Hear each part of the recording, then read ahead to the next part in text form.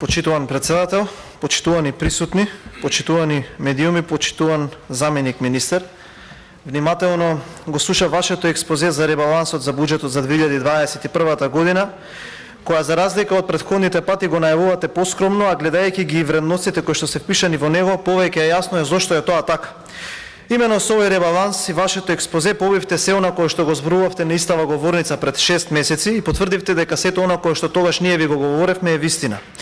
На стартот морам да кажам дека се сложувам со Фатмир Битики и неговата изјава: ние сме единствената земја во регионот што се однесуваше без разум, а сега и во наредниот дел од говорот ќе видите зошто е тоа така и зошто човекот бил во право. Самиот ребаланс укажува дека човекот ја говорил вистината. Реков дека ќе се служам со факти и бројки искомуницирани од вас, до тоа ќе се држам и до оваа дискусија. Господине заменик министер, не сте во право, бидејќи вака концепиран ребаланс дополнително ќе ја зголеми сиромаштијата и ќе ја втурне државата во уште поголема сиромаштија и без перспективност, извинувам. Неразвоен и креиран без концепт, нема јасна визија и е поставен на постулати кои што се неодржливи. Креиран е стихино без одржлива стратегија која е насочена кон реален развој на економијата. Ребаланс концепиран за предизборен подкуп и за уште поголемо збогатување на Зоран Заев и фамилијата на власт. Ќе ви аргументирам дел по дел. Со овој ребаланс ќе го добиеме најголемиот буџет во историјата на Република Македонија од 4,37 милијарди евра. Целиот буџет е врз очекувањето, оптимистичко очекување на стивнувањето на пандемијата во 2021 година, што треба да донесе раст на бруто домашниот производ и економско заздравување, на вакцинација на населението која е се освен масовна и е крајно задоцнета.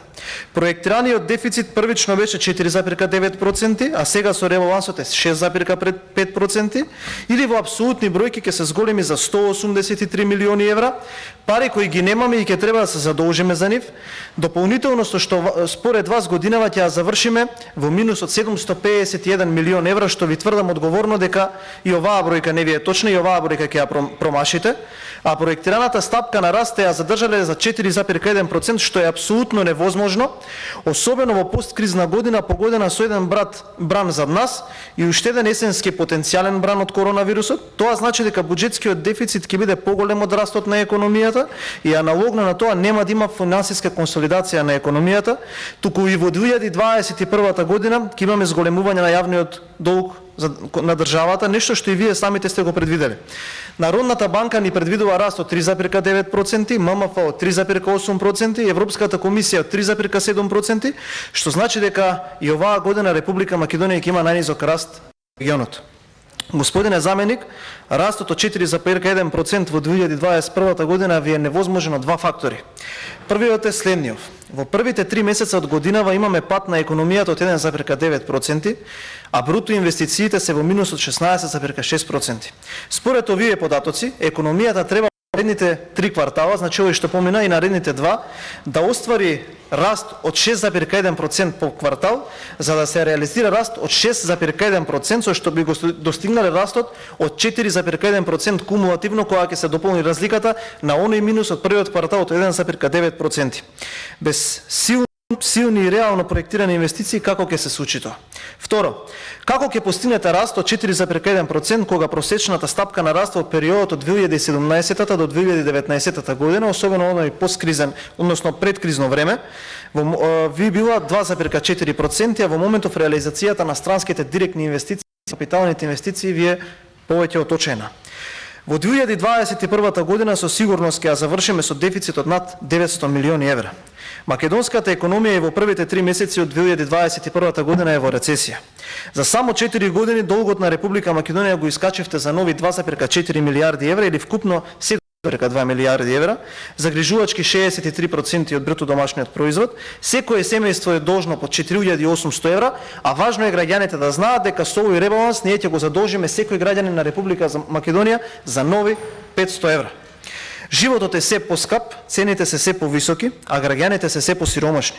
Речиси сите производи се поскапени, само на пример зејтинот во мај минатата година чинел 67 денари, а сега е 95 денари. Брашното чинело 34 денари, а сега е 39 денари. Млекото од 45 се покачило на 52 денари и само за илустрација од почетокот на годината до сега, значи за само 6 месеци, Трошоците за живот се зголемени за 1000 денари и ако лани на едно семејство му требале 32.791 денар, сега му се потребни 33.742 денари за основната потрошувачка кошничка. Само во месец мај живеачката поскапела за 3%. А вие од цена тоа не убедувате дека новото покачување на горивата од 4,13 денари било повеќе од потребно. Господине заменик министер, од кога СДСМ и ДУИ се на власт, горивото по литар по основ давачки кон државата поскапело за цели 14 денари. Тоа му доаѓа на 60 литарски резервоар, кога го наполните цел 840 денари. 20.160 денари по просечен граѓанин, односно по просечно македонско семејство, тоа е една просечна плата плюс. Ако новие поскапувања го додадете поскапувањето на струјата од 7,4% и го помножите по годишна основа, вие на македонските граѓани им одземате по 2 просечни плати на годишно ниво. Ова поскапување веднаш ќе ја зголеми инфлацијата за 0,9%, која во моментов е 3% и тоа можете да го проверите во официјалните документи на Македонската народна банка. Ова ќе влијае на поскапување на сите цени во малопродажбата, ќе ја разгори инфлацијата и ќе ја зголеми сиромаштијата. Ова ќе предизвика сериозен ценовен шок, ако се земе во обзир дека ова поскапување е тотално индиферентно од цената на нафтата на глобално ниво, кој ќе расте бидејќи расте и глобалната побарувачка од нафтата, а тоа значи дека кај нас и по тој основ ќе повторно продолжи поскапувањето на горивата. Значи како ќе се расте побарувачката на ниво на свет од аспект на нафтени деривати, така ќе се покачува и така и кај нас ќе се покачува цената и ќе достигне многу повисоко од овие давачки кои што вие сте ги предвидели. Приходите во ребалансот во износ од 3,6 милиарди евра се посебно нереални и недостижна приказна.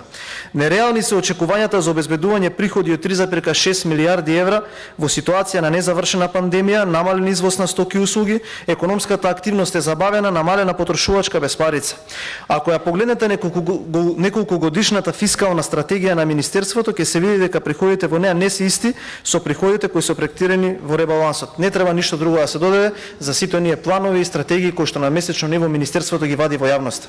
Па така очекувате да соберете над 2 милиарди евра од даноци или 96 милиони евра повеќе од иницијалниот буџет, што значи дека тука ќе се изврши неведена репресија врз даночните обврзници, ќе се казнува на секој чекор како што сега се казнува на улиците од полицијата, па така за 3 пати се зголеми данокот на имот и оние кои што купуваат недвижности како втор стан, куќа, деловен простор што не се живее во него, ќе плаќаат сега 3 пати поскапа. Понатаму владата размислува и за воведување на, замислете или не, 4 нови давачки. Прво е воведувањето на прогресивниот данок. Второто е зголемување на стапката на данокот на додадена вредност, воведување на кризен данок како во 2001 година и вчера најавениот воведување на зелениот данок. И плюс данокот на имот кој што е веќе изгласан, значи се прави проценка за да се воведат 5 нови даноци. Замислете, владата планира да собере 332 милиони евра повеќе од даноци од минатата година.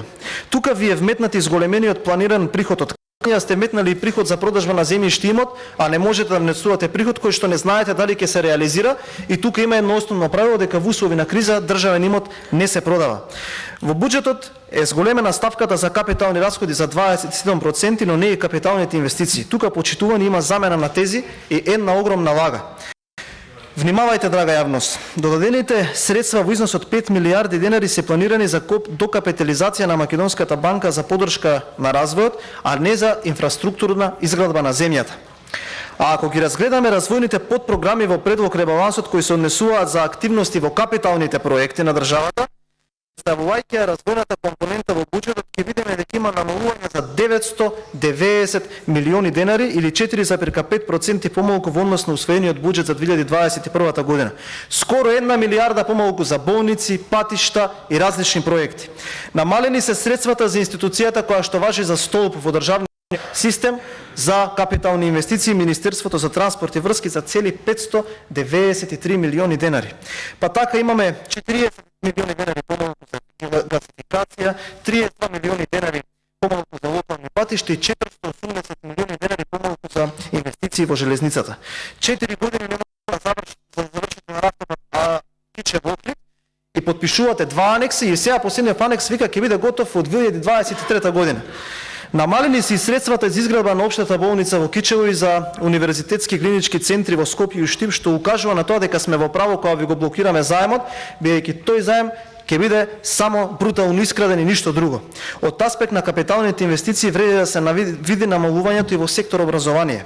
За изградба на основни училишта 46 милиони денари помалку. За изградба на училишни спортски сали 111 милиони денари помалку. За реконструкција на ученички домови 2 милиони денари помалку. За изградба реконструкција на, внимавајте, студентски домови 3,8 милиони денари помалку, а оној студентски град само заврши и уште стои во оние скапо платени страници на програмата за живот. Со оглед дека сум сигурен дека некој ќе го спомне Скопје 2014 како ваш омилен аргумент во дискусиите со опозицијата и ваш омилен аргумент, ви упатил кај службата за општи и заеднички работи. За реконструкција на згради за владени органи е покачена ставката за 61,9 милиони денари, а изградба и реконструкција на административни згради на државни органи околу 40 милиони денари. Слабата реализација на капиталните инвестиции изминативе 3 години се покажа како ограничувачки фактор за растот на економијата. Прво, самото нивно планирање и реализација одат многу тешко. Реализација на капитални инвестиции во буџетот заклучно со 24 јуни изнесува 25,9% во однос на првотично планираните капитални инвестиции.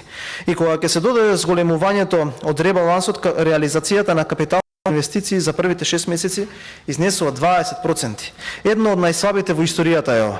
Тоа што имаме буџет од 4,3 милијарди евра, значи дека повеќе од апсолутната сума треба да вложуваме во проекти, а не помалку. Оваа ставка се користи само колку да се намали притисокот од јавноста и од стручната фела. Странските директни инвестиции се друга приказна. Во светот тие се зголемуваат и се создаваат програми за нивно привлекување, само во Македонија се намалуваат. Македонија има 15 пати помалку странски директни инвестиции од Србија, а 5 пати помалку од Албанија.